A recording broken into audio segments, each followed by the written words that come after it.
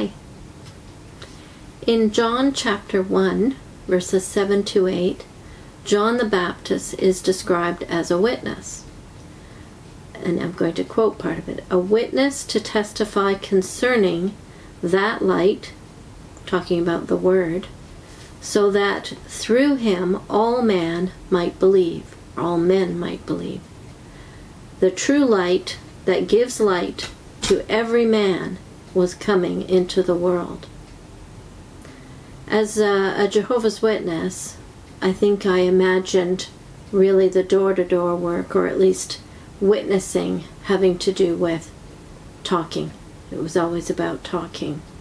Are there other ways in which the light of Christ is shone on men?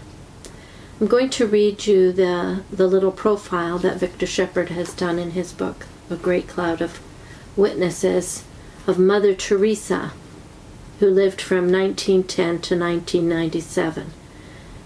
When he wrote this book, she was still alive. She was born in Yugoslavia in the year 1910.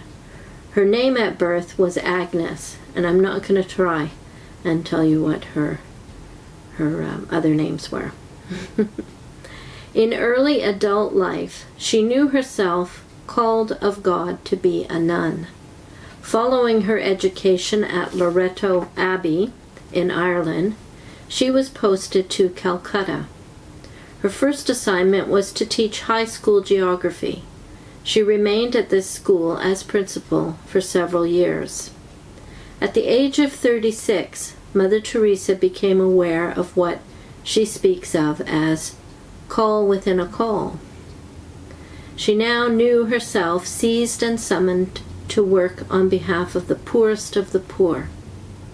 It was not the ordinary poor, those who could still beg, wheedle, or even thieve, whom she was called to serve. Rather, it was those whose situation was even more wretched. The dying destitute, the leper, the person whose sores are loathsome, the most helpless and vulnerable of all, the abandoned baby. She set about acquiring intensive nursing training. 2 years later, the authorities in Rome released her from the Loreto order. At age 38, she stepped out into her new life. She was all too aware that her activity would appear pathetically insignificant in the midst of 1 million people who sleep, defecate, and die on the pavements of Calcutta. Many things sustained her. Her vocation, her calling, is one of them. Another is her conviction that the wretchedness all around her is the distressing disguise her Lord wears. The festering wounds she and her sisters dress are to her the wounds of Jesus. Every dirty infant is the Bethlehem baby who was born in conditions less than sanitary. She is sustained too by her devotional discipline. Awake at 4 a.m., she and her sisters pray until 6:30. Every morning there is a celebration of Holy Communion. Mother Teresa insists that if she did not first meet her Lord at worship and in the sacrament, she would never see him in the most wretched of the earth. The workday ends at 7:30 p.m., when the sisters gather again for prayer. Midnight frequently finds the little woman still on her feet. Several years ago, she came across an emaciated man near death on the sidewalk. No hospital would admit him.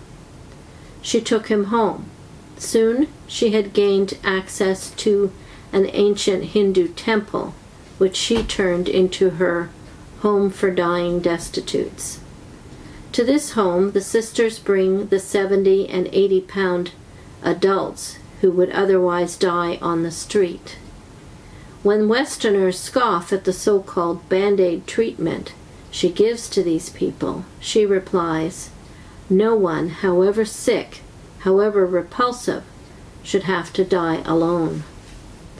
Then she tells whoever will listen how these people, with nothing to give and with a past which should, by all human reckoning, embitter them forever, will smile and say, "Thank you," and then die at peace.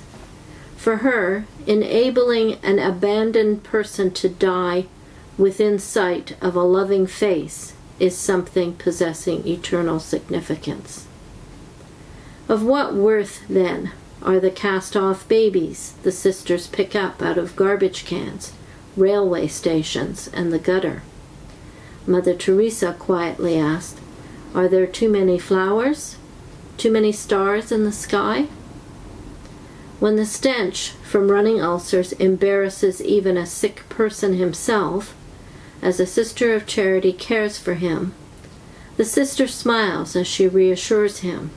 Of course it smells, but compared to your suffering, the smell is nothing. Mother Teresa reminds Christians of all persuasions of how readily we are infected with narcissism, me-onlyism of our age, and with its preoccupation with ease. She forces us to face up to those New Testament passages that insist Jesus Christ is to be found in the sick and the poor, the vulnerable and the victimized. And he references Matthew 25. We as ex-witnesses will be familiar with the passage describing the sheep and the goats and the separation. But the activities that they are judged on are described as practical helping, feeding, nursing, clothing. Back to Victor. Simply to think of her is to hear anew what Jesus maintains is the truth. We cannot turn our backs on the wretched of the earth without turning our back on him. Her diminutive body and her vast work, the Sisters of Charities are now in 25 cities in India and in 26 countries throughout the world. I don't know what the current stats are. Illumine and magnify a glorious text of St. Paul. For while we live, we are always being given up to death for Jesus' sake, so that the life of Jesus may be manifest in our mortal body, or mortal flesh. So death is at work in us, but life in you. That was 2 Corinthians 4, verses 11 and 12. In her disease-ridden environment, she is plainly courting death. Yet because it is for Jesus' sake that she is being given up to death, the life of the risen one himself is manifested in her. And in a stunning paradox, the life of the risen one is also manifested in the weakened men and women who are only hours from death themselves.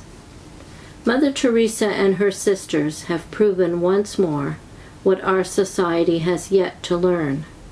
A preoccupation with comfort does not produce comfort. Rather, we are comforted ourselves, as Paul insists in another paradox, only as we compound our suffering with the suffering of others.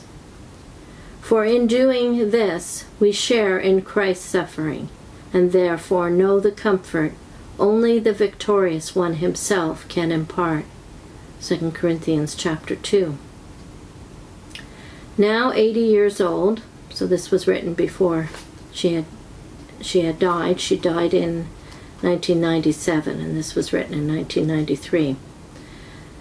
Now 80 years old, yet as resolute as she is wizened, Mother Teresa continues to live and work in the slums of Calcutta, certain that God will permit her to die with the people she has lived among and loved for over 40 years. In their fragile humanity, she has discerned and embraced the fragile one himself, by whose wretchedness the world was redeemed, and through whose risen life fellow sufferers are made alive forevermore. That's the end of Victor's little profile. It has been said that children learn more from what we do than what we say. So how can we, as Christians, witness to people that in a way in which they will take notice? I believe we can love people into the kingdom. If each person were to take on caring for 3 people in whatever way they need, we would take care of the needs of the whole world. So that's a project for us. We heard of a testimony of a young couple who were Jehovah's Witnesses, and they had a number of kids, and one of their children, when she was born, had a blood disorder, and there was an emergency trip to the hospital, and at that time the parents refused a blood transfusion, being loyal witnesses, but there was a court order done, and the baby was given transfusions, and this was over the objections of the parents. The child survived, and the parents, continued to go to the Kingdom Hall, but they noticed a difference in the way they were treated. Even though they had refused, they were practically shunned. They were certainly distanced from other members of the Watchtower organization, and the child was treated differently. So this is very strange behavior, and I think it was a kind of wake up for them, part of what caused them to eventually leave the Witnesses. This is the other thing that happened. This was noteworthy. Usually when there's a blood issue, it's publicized in the media, and this was the case with this child. And this child, being ill with a rare disease, blood disorder, had to make frequent trips to the hospital, and they had other children that they were caring for at home. The church communities where they lived, the women's groups decided that they could help in a small way. So they did a rotational meal supply to the family, plus a volunteer basis for childcare when they needed it. And this went on for months. This was without any preaching. It was just practical help given to a family in distress that was known to them. And they loved this family into the church. So I think that's a very telling story about the power of love, that we all have that ability. Love people. So I'm going to link to 2 videos. One is one that we did based on our readings from Ray Franz's books, his book In Search of Christian Freedom. This one was called My Sheep Hear My Voice. Do Jehovah's Witnesses Recognize Christ's Voice? And it was based on Matthew 25. The second video is one that David did based on the writings of Griffith Thomas. All faiths, philosophies have some truth. The Logos shines on all, but Christ is truth incarnate.